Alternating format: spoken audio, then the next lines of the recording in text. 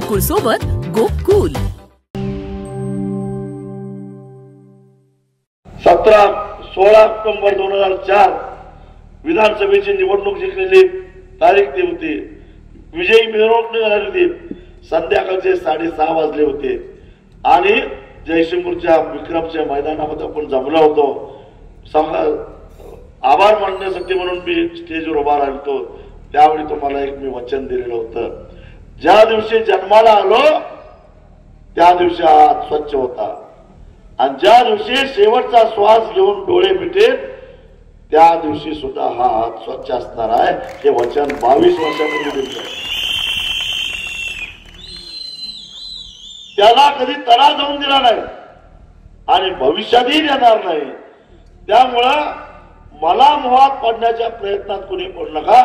पण जाता आता एवढंच सांगतो, जो कुणी शेतकऱ्याच्या आडवा येईल, जो कुणी शेतकऱ्याला फसवाल त्याला अंगावर घेतल्याशिवाय राहणार नाही. त्याच्या पोरावर बसून शेतकऱ्याला न्याय मिळवून दिल्याशिवाय स्वस्थ बसणार नाही. एवढंच सांगतो आणि इथंच थांबतो. धन्यवाद. तरी कोणी घेऊन जाणार नाही. असली सायकल लावून आपलं संघटनेचं काम करणारा मी माणूस आज 22 वर्षानंतर सुद्धा या चौकामध्ये उभा राहिल्यानंतर या सगळ्या माझ्या आठवणी पाठीमागच्या डोळ्यासमोर यायला लागल्या. एक मनामध्ये आग होती. कारण तुम्हाला माहिती आहे की माझे वडील एका अतिशय साधारण शेतकरी कुटुंबातले साधारण शेतकरी आणि आमच्या सगळ्या भावंडांचे शिक्षण करता करता आमच्या गरजा भागवता जी त्यांची धावपळ व्हायची,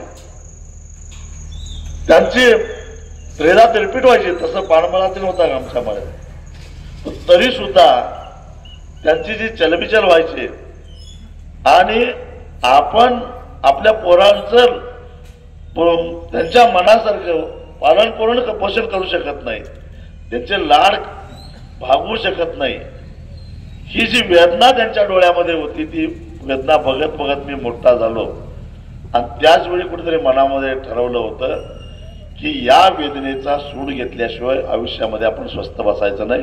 म्हणून मी शेतकरी चळवळीमध्ये आलो. तरतुदी आहेत या आमच्या शेतकऱ्यांच्या दृष्टीनं गैरसोयीच्या आहेत. त्या दुरुस्त झाल्याशिवाय आम्ही हे विधेयक मंजूर करून देणार नाही आणि आमच्या सुधारणा त्याच्यामध्ये घ्याव्या लागतील. त्यांनी ते मान्य केलं, आमच्या सुधारणा घेतल्या आणि मग तो FRPच्या संदर्भातला दुरुस्ती 2010 साली सभागृहामध्ये मंजूर झालं आणि म्हणून आता तुम्हाला ही FRP मिळते. हे लक्षात ठेवा. हे काम दत्तप्रसाद दाभोळकर नावाचे एक विद्वान ग्रस्त आहेत, नरेंद्र दाभोळकर साहेबांचे भाऊ.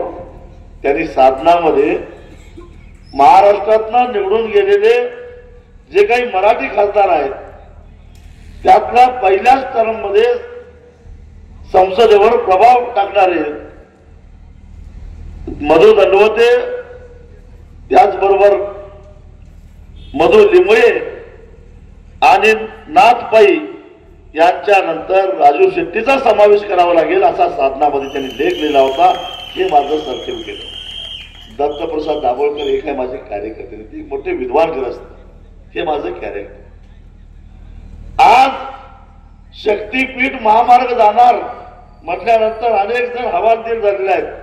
का तर महाविकास आघाडीच्या कृपेनं त्याला जो मिळणारा मोबदला आहे त्याची फार वाट लावून ठेवली आहे या महाविकास आघाडी सरकारनं. आपला इथं आता सोलापुरातनं रस्ता आलाय. कळंबी आणि त्या भागामध्ये ज्यांच्या जमिनी गेल्या, डॉक्टर साहेब तुमच्याही गेल्या असतील, त्यांच्या जमिनी रस्त्याला गेल्या त्यांना कोटीच्या रूपानं पैसे मिळाले. कारण त्यांना 2013चा भूमी अधिग्रहण कायदा लागू होता. पण महाविकास अनेक राज्यामध्ये गेलो, तिथल्या शेतकरी नेत्यांना भेटलो, तिथल्या कायदे तज्ञांना भेटलो, तिथल्या पत्रकारांना भेटलो. त्या सगळ्यांच्या बरोबर चर्चा करून त्यांच्या सूचना घेतल्या. दिल्लीमध्ये सगळ्या राजकीय पक्षांच्या नेत्यांच्या बरोबर बैठका केल्या. त्यांचे अभिप्राय त्यांच्या सूचना घेतल्या आणि मग एक अंतिम मसुदा तयार केला. तो किमान हमीभाव कायदा अनिवार्य असणारा हा जो मसुदा आहे तो 2018 साली मी लोकसभेमध्ये प्रायव्हेट मेंबर बिल म्हणजे खाजगी विधेयकाच्या स्वरूपामध्ये मांडलं. जे दिल्लीमध्ये आंदोलन झालं, 750 शेतकरी या मोदी सरकारनं मारले, त्या शेतकऱ्यांची मागणी सुद्धा तोच कायदा मंजूर करावा ही होती, लक्षात ठेवा. राजू शेट्टीनं मांडलेल्या कायद्याला मंजुरी द्यावी ही मागणी पंजाब आणि हरियाणातले शेतकरी करत होते. आज दिल्लीला जे बसले दिल्लीच्या सीमेवर, पुन्हा सरकारनं त्यांच्या ते दिल्लीत येऊन म्हणून खेडे मारले, बर्फ मारला, त्या शेतकऱ्यांची मागणी सुद्धा राजू शेट्टीचा कायदा संसदेला मंजूर करावा हीच आहे. म्हणजे एक राजू शेट्टी शिरोळमध्ये जन्माला आलेला, त्यानं तयार केलेला एका कायद्याचा मसुदा आणि तो आम्हाला पोषक आहे, आमचं जीवन बदलणार आहे म्हणून पंजाबचे शेतकरी वर्ष दिल्लीमध्ये बसतात. हे तुमच्या या शिरोळातल्या एका सामान्य शेतकऱ्याच्या पोरानं मिळवलेलं यश आहे, हे मी तुम्हाला अभिमानानं सांगतो. आणि म्हणून मी मी लोकसभा लढवण्याचा निर्णय घेतला. नाहीतर तसं बघायला गेलं तर तुम्ही लोकांनी या शिरोळ तालुक्यानं, ही माझी 5वी निवडणूक आहे शिरोळ तालुक्यात. मागच्या 4 निवडणुकीत अगदी मी गेल्या वेळी पराभूत झालेला असलो तरी सुद्धा जेव्हा मी शिरोळ तालुक्यामधनं निवडणुका लढवल्या त्यावेळी मला कधीही पिछाडी मिळालेली नाही. कायम शिरोळ तालुक्यानं मला आघाडी दिलेली आहे. विधानसभेची निवडणूक 4ला लढलो, आघाडी मिळाली. 9ला लोकसभेची निवडणूक लढलो, या मतदारसंघात आघाडी मिळाली. 14ला लोकसभेची निवडणूक लढवलो, या मतदारसंघात आघाडी मिळाली. 19ला पराभूत झालो, पण या मतदारसंघानं मला आघाडीच दिलेली होती. मी हे यासाठी सांगतो, मला इतर प्रस्थापित राजकारण्यांच्या सारखं नुसतंच निवडून यायचं असेल तर मग मी माझा सुरक्षित विधानसभा मतदारसंघ सोडला नसता. एवढा धोका एवढ्या मोठ्या 2 जिल्ह्यामध्ये पसरलेला लोकसभा लढवण्याचा धोका पत्करला नसता. कुठला तरी माझ्या ठिकाणी शहाणा दुसरा राजकारणी असतात तर ओळखा महाजन, मी असे देशभरातले सगळे शेतकरी नेते, सामाजिक कार्यकर्ते याने आम्ही ते आंदोलन केलेलं होतं. आणि त्या आंदोलनानंतर सोनियाजी गांधी यांनी आमची भेट घेतली, त्या आंदोलनाला भेट दिली. त्यांनी आम्हाला विचारलं काय तुमचं म्हणणं आहे. आम्ही म्हटलं संपूर्ण देशाला लागू होईल असा एकच भूमी अधिग्रहणाचा कायदा व्हायला पाहिजे आणि त्यात शेतकऱ्याला न्याय देणाऱ्या तरतुदी असल्या पाहिजे. त्याच्या आधी जे कायदे होते त्या कायद्यानं आपली काय वाट लावली. शिरोळमधल्या अनेकांच्या जमिनी वारणा प्रकल्पाला गेल्या, काळामावडी प्रकल्पाला गेल्या. एकरी 10,000, 12,000, 15,000 एवढेच पैसे मिळाले. का तर त्यावेळी 2013चा कायदा नव्हता. कोर्टात वर्षानुवर्ष हेलपाटे घातले तरी न्याय मिळत नव्हता. म्हणून शेतकऱ्याला न्याय देता येईल अशा प्रकारचा भूमी अधिग्रहण कायदा, त्यातला कलम आणि कलम नीट वाटून बघून अनेक वेळा जयराम रमेश त्यावेळचे ग्रामीण विकास मंत्री यांच्यावर बैठका करून आम्ही तो एक आदर्श असा कायदा 13ला करून घेतला होता. म्हणून आज शेतकऱ्यांना कोटी रुपये मिळत होते. पण तोही कायदा बदलण्याचा पाप या महाराष्ट्राच्या महाविकास आघाडी सरकारने तो कायदा करण्यामध्ये माझा हात. आणि म्हणजे शेतकऱ्यांच्या जीवनावर दूरगामी परिणाम करणारे हे 2 कायदे तुम्ही मला खासदार केल्यामुळे करता आले आणि तिसरा करता करता माझ्या हातून राहून गेलं. म्हणजे मला संधी मिळाली नाही. आणि तो कायदा म्हणजे जसा मजुरांना संरक्षण देण्यासाठी किमान वेतन कायदा असतो, तसा देशातल्या एकूण शेतकऱ्यापैकी 80% शेतकरी अत्यल्प मुदरक आहेत. त्यांची उपजीविका 2-2.5 एकराच्या जमिनीच्या पट्ट्यावरच आहे. त्यामुळे त्यांनाही संरक्षण देण्यासाठी किमान हमीभाव कायदा संसदेनं मंजूर करणं गरजेचं आहे. आणि काटे टाकण्याचं काम या सगळ्या मंडळींनी केलं आहे. पण मी त्यांना एवढंच सांगतो, काचा टाका, खिळे टाका, मोळे टाका, काटे टाका, पाय रक्तबंबाळ होऊन देत, पण दिल्ली गाठल्याशिवाय सोडणार नाही एवढा निर्धार तुम्हाला मिळतो. आणि मग म्हणायचं की स्वतंत्र राहिले. मग निवडून आल्या मंजूर केलेल्या जीव भूमी अधिग्रहण कायद्याकडे जर वाकड्या नजरेने बघाल, याद राखा, रक्ताचे पाठ वाचतील पण 1 इंच जमीन देणार नाही अशी आरोळी टोपून ज्या भाजपची काडीमोड केला त्याच्याकडे जायचं असतं आधीच गेलो असतो. आणि म्हणून ज्या भारतीय जनता पक्षाच्या सरकारनं 750 शेतकऱ्यांचा जीव घेतला, ज्या आमच्या सरकारच्या काळामध्ये आमच्या आया बहिणींची नग्न धिंड मणिपूरमध्ये काढली, ज्याच्यासाठी महात्मा गांधीजीच्या विचाराप्रमाणे यांना लाज वाटत नाही, किंवा आम्हाला शरम वाटते, म्हणून 72 तास उपोषण करून मी प्रायश्चित्त घेतलं. त्यांच्याबरोबर मी कसा जाऊ शकतो? मी कदापि त्यांच्याबरोबर जाणार नाही, कारण ते मला बरोबर घ्यायच्या लायकीचे नाहीत असं माझं स्पष्ट मत आहे.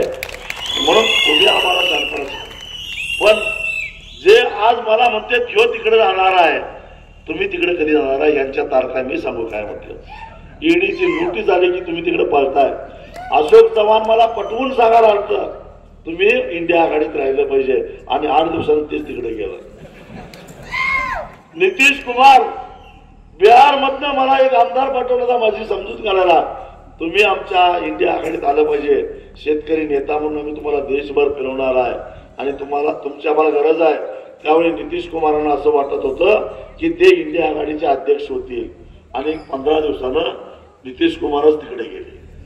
मी हा इथेच आहे, आणि त्यामुळं शॉर्टकटनं जायची सवय मला नाही. कारण मी तुम्हाला सांगितलंय मी आहे दरगोबाचा भक्त, आणि त्यामुळं काट्याकुट्यातनं जाईल पण माझ्या मनाप्रमाणेच जाईल हा माझा निर्धार आहे. आणि त्यामुळं मी काय करणार आहे या भानगडीत माझ्या कुणी पडू नका. 22 वर्ष मी निवडून येऊन 22 वर्ष झाले, कधीही कुठल्याही मोहानं मी कधी विचलित झालो नाही. अगदी ऐन तारुण्यामध्ये, आता तर काय 50 ओलांडलेले आहे, मोह सुटतात कधी तारुण्यामध्ये. पण काय निकालानंतर काय झालं, लोक मी खासदार झाले. का तर मला शेतकऱ्यांची कैफियत दिल्लीत जाऊन मांडायची होती, आणि त्याला धोरणाचं स्वरूप द्यायचं होतं.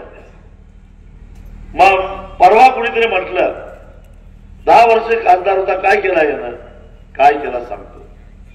गेल्या पहिल्यांदा 2009ला मी तिथं गेलो.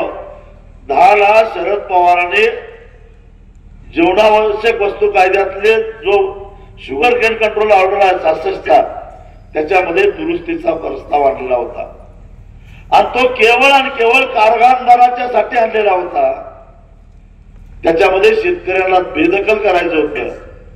त्यांनी शेतकऱ्याचा उत्पादन खर्चही कमी दाखवलेला होता ऊस उत्पादकांचा. मला संसदीय आयुधा जी मिळालेली होती त्याचा उपयोग करून मी पहिल्यांदा त्याच्या विरोधामध्ये नापसंतीचा ठराव आणला.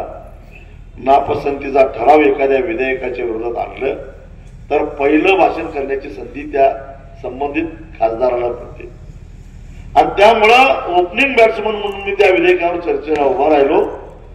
40-42 मिनिटं मी बोललो.